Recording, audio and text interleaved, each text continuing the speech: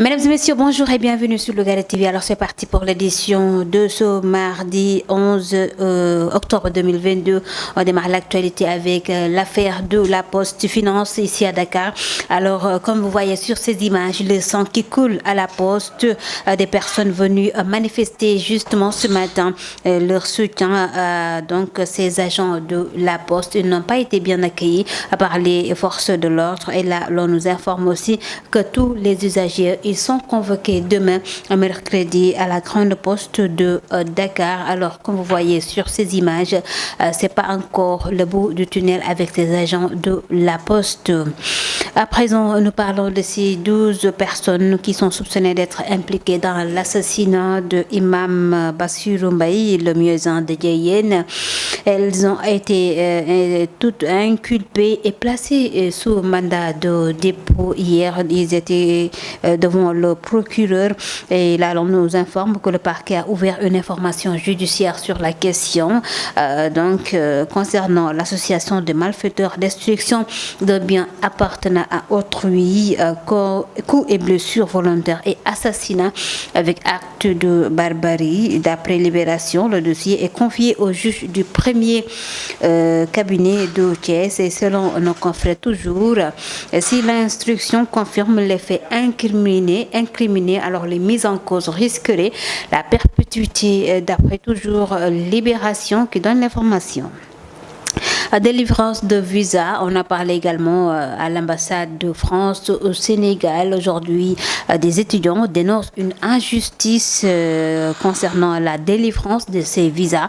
devant la presse lundi, accompagnés du député Guy Marius Sagna. Alors, ces étudiants ont tenu à dénoncer cette politique de délivrance de l'ambassade de France et selon la représentante de ces étudiants-là, les victimes, les sommes importantes leur sont réclamées, des sommes importantes leur sont réclamées pour le traitement de leur dossier qui traîne largement. Alors justement, nous allons suivre quelques réactions de ces représentants d'étudiants. Ils faisaient face à la presse, c'était ce lundi. Nous avons commencé le 1er juillet, vous avez déposé le 1er juillet ou le août, ça dépôt de plus de 3 mois ou 2 mois. Yo xamanteni ni mënuñ la wax sa passeport ndax diñ ko jot wala do ko jot ndax dinañ la accorder sa visa wala duñ la accorder avec des frais yo xamanteni ni de plus 11 000 francs pour livraison si tu es à Dakar et 22 000 francs de livraison si tu es hors Dakar. Des frais yo xamanteni ni c'est obligatoire duñ la jox option ndax dang koy def wala do ko def dañ lay obliger nga fay ko 18 500 pour prise de rendez-vous et 750 francs pour SMS bu lay wan ni yow jon sa visa c'est disponible au niveau de VFS Global légui di nga ko mëna dinañ la révision bi dina mëna am lu ñu gëna metti moy traitement de dossier amna ñoo xamantene déposer nañ sen dossier septembre sen dossier jël une semaine de traitement wala 4 jours 5 jours ñu jot seeni passeport. Pourquoi pas nous déposer à temps. République en rapport avec l'existence de liens familiaux avec le président Macky Sall. Elle a joint l'acte à la parole comme elle l'avait promis à l'hémicycle, estimant que le chef de l'État avait fait valoir justement la parenté en lieu et place du mérite en nommant bien sûr Amadou Mame Diop comme candidat à la présidence de l'Assemblée nationale. Alors donc Mimi Touré qui a bien fait cette proposition de loi à l'Assemblée nationale. Et puis la députée du Parti démocratique sénégalais, voilà, Mame Diarra Fam, elle s'en prend à Aminata Touré tout juste après le dépôt de ce projet de loi limitant les proches du chef de l'État. Mame Diarra Fam soutient qu'aujourd'hui que Mimi Touré n'aura pas de l'appui venant du Parti démocratique sénégalais. Elle lui rappelle les dossiers de la Cour de répression de l'enrichissement illicite qu'elle avait lui-même dirigé avec donc le dossier Karim Meïssa Wade. Et puis, à présent, nous en arrivons au coût du loyer. Va-t-il encore connaître une nouvelle baisse? En tout cas, des propositions ont été faites par les acteurs durant les concertations nationales qui s'est déroulées au Palais de la République. Alors, une mesure d'application immédiate a été même proposée. Le secteur a été justement analysé par les différents acteurs du secteur et ces derniers ont relevé que les tarifs sont anormales concernant la location et hors de portée de la majorité des consommateurs sénégalais. Alors, comme le disent les Anglais, wait and see, time will tell. Alors, nous en arrivons préparatif du Gamou de Ndiassane 2022. Le directeur du cabinet et maire de la commune de Chérif Lo participe bien aux opérations de nettoiement de la ville de Ndiassane. Il lance un appel au ministre de l'Intérieur et aux chauffeurs voilà, pour un bon déroulement de l'événement religieux. Aujourd'hui, les autorités municipales ont déployé les gros moyens. C'est pour la réussite de cet événement. Alors, nous allons suivre la réaction du maire de Chérif Lo. Il s'agit du décès de la République. Il s'agit d'Ousmane Sarr. C'est avec Lougaré TV. Aujourd'hui, nous sommes réunis en ce jour très béni pour les préparatifs du grand Gamou de Ndiassane. Donc, sous l'initiative de M. le maire de la commune de Chérif Lo, M. Ousmane Sarr, il est venu aussi apporter sa participation sur l'événement qui est de dimension internationale, qui est le Gamou de Ndiassane.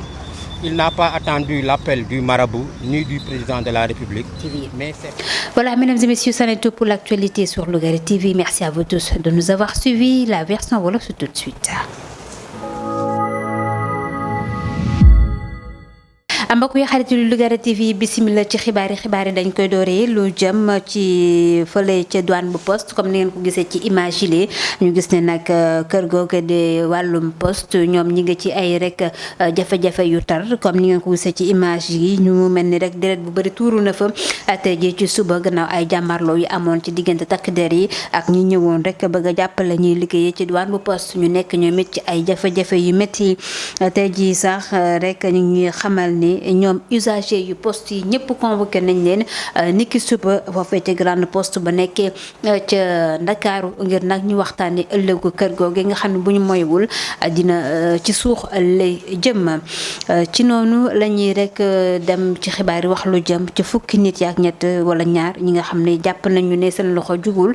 ci faatuk imam Bassirou Mbaye nekkoon imam foofee ca douane bu Jéyeen ñoom nag dañ leen mujjee placé sous mandat de dépôt dem gannaaw ba ñu jënoo procureur ba noppi ci noonu ñu ñu xamal ni parquet bi dafa ibbi li ñu tuddee information judiciaire ci wàll wi ngir nag xool lu jëm ci wàll li ñu tuddee association de malfaiteurs naka la mujjee ak destruction d'un bien appartenant à autrui maanaam yàq yëfuy jàmbur amoo fenn foo ko teg itam lu jëm ci la ñu tuddee coup et blessure volontaire looy lépp di ay chef d'accusation yi nga xam te ni wekk nañ ko ci fukki nit yaak ñaar yu ñuy jàpp ni seen loxo jugul benn yoon ci faatuk imam bi di Serigne Bassirou Mbaye te douane bu Jéyeen bu ñu sukkandikoo ci wàllu libération ñoom ñi ngi xamal ni tey ji dossier bi ñu ngi ko confié premier cabinet bu Thiès ba tey suñu mbokk libération ñi nga xam ne bu fekkee lañ leen di tuumaal dëgg la bu ñu moywul ñoom ci kaso ba lañ nar a rek seen ngir dund ci kaso ba lañ ko nar a passé ñoom ñi di fukki nit yaak ñaar ñu jàpp ni tey jii seen loxo jugewul ci faatuk Serigne Bassirou Mbaye nekkoon imam ci douane bu Jéyeen mu nga gannaaw si loolu ñu wax leneen lu jëm ci nañuy délivrer visa yi foofee ci ambassade bu France loolu nag étudiants yi nekkee ci Ndakaaru ñu ngi koy ñaawlu ñoom lañ ci gis wàllu injustice ci noonu ñu gis na niki dem ñu ngi doon jënd ak taskatu xibaar yi ànd ci député Guy Marius Sagna ñoom nag la ñuy ñaawlu bokk na ci koppar yi takku ñu leen di faral di leen laaj ngir traiter seen i dossier yëf yi di jël temps loolu tax na rek ba ñu jël jóg di ko ñawlu di ko dénoncer ci kanam askan wi yëpp alors am na ay kàddu yu ñu fa yëkkati bokk na ci seen député bii di Guy Marius Sagna mu àndaat ak ñoom ñooñu teewlu seen kàddu. ak ñu ko commencé 1er juillet da ngay gis koo xamante ne déposé na 1er juillet wala août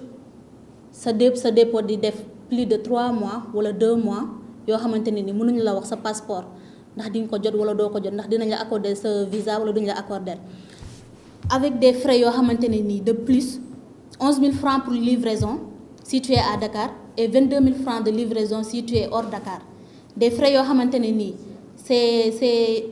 obligatoire duñ la jox option ndax da nga koy def wala doo ko def dañ lay obligé nga fay ko 18 500 pour prise de rendez-vous et 750 francs pour SMS bu lay wan ni yow jën sa visa c'est disponible au niveau de VFS Global léegi di nga ko mën a dinañ la révision bi dina mën a am. lu ñu gën a métti mooy traitement de dossier yi am na ñoo xamante ne déposé nañ seen dossier septembre seen dossier yi jël une semaine de traitement wala 4 jours 5 jours ñu jot seeni passeport léegi ñun pourquoi pas ñun ñu déposer à temps. gannaaw si loolu ñu wax ci wàllum politique Aminata Touré moom la ma bëggoon rek def na ko maanaam déposer ab projet de loi bu ñëw di dakkal wala sax di wàññi lépp luy rek jël say mbokk boole leen ci fa nga bokk lu ko rek lu ci mel ni tey jii rek li mu singali kii di njiitu réew mi Macky Sall gannaaw nag coow li amoon ci digganteem ak moom Aminata Touré tey jii proposition de loi boobee yóbbu na ko ci assemblée nationale maanaam képp ku fi nekkati njiitu réew lépp luy sa doom wala sa jege ñaal yi amatoo droit di ko jox poste de référence loolee nag ba mu ko tënkee ci ab kayit la ko jébbal assemblée nationale bokk na ci la mu wax nee na moom njiitu réew mi loolee lay doxalee gannaaw ba ñu gisee ne dafa choisiroon moom Amadou Mbaye Diop proposé ko assemblée nationale ngir nag mu jiite ko loolee neexul benn yoon kii di Aminata Touré gannaaw moom defee lu nu mel itam gis nañu ay réaction yu bëri tukkee na ci ku ci mel ni député Mame Diarra Fam bu Parti démocratique sénégalais moom gis na ni Mimi Touré tey jii dafa mel ni mënatul téye boppam gannaaw ba ñu ko rek bañee tànn ba tey boobee ba tey mi ngi gën di waxi wax. moom nag kii di député Mame Diarra Fam nee na Mimi Touré nag na xoolaat démbam ndax dafa mel ni rek passé moo ko rattrapé comme nañ koy waxee ndaxte rek yàggul dara lu moo yoroon wàllu CREI yi wala sax bokk na ci ñi ko jiite woon te gisoon nañu ni mu doxalee woon ak kii di Karim Wade ak ñeneen ñi mu àndaloon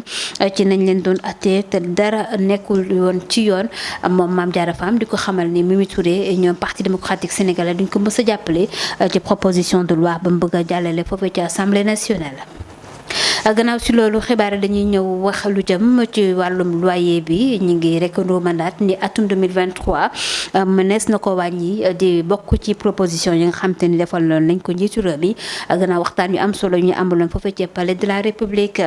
tey jii nag askan wi yëpp di xaar lu ni mel gannaaw ba ñu gisee ne wàllum location bi metti na lool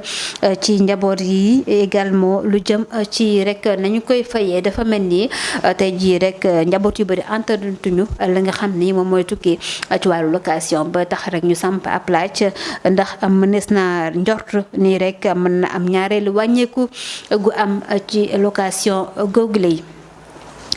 xabaar yi dañ ko jeexalee ak waajtaayu gàmmu Ndiassane atum 2022 foofee ca douane bu Ndiassane comme ni ngeen ko gisee ci image yi directeur de cabinet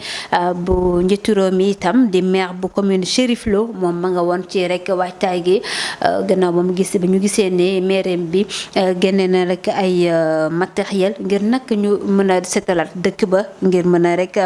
teertu gan yi tey nag moom DC bi ma ngay rek woo ministère de l'intérieur ak chauffeur si ngir nag ñu def seen kéem kattan ba rek gàmmu gi mën a amee ci jàmm moom Ousmane Sarr ay kàddoom la ñuy teewlu. monsieur le maire Ousmane Sarr def lu mu yàgg a taxawee la ñun dañ koy rafetlu saa su ne ndax amuñu lu dul Serigne Ndiassane Cheikh bu amuñu lu dul guddi Yonent sallallahu alayhi wasallam kon su yàlla dogalee lu mel ni monsieur le maire yàgg koo taxawee ñoo taxawaat ko at mi itam ñu bokk ak mu fekk ko loolu sant yàlla bu wér la kon alhamdulilah alamin loolu. day wane rek ni monsieur le maire mi ngi gëstu askanam mi ngi bàyyi xel population mi ngi ko mbokk yi xarit yi lii bokk na ci li fi gënoon fës ci xibaar fii ci Lougaré TV di lañ jaajëfal bu baax ci teewlu bi di lañ jox dig daje suba incha allah.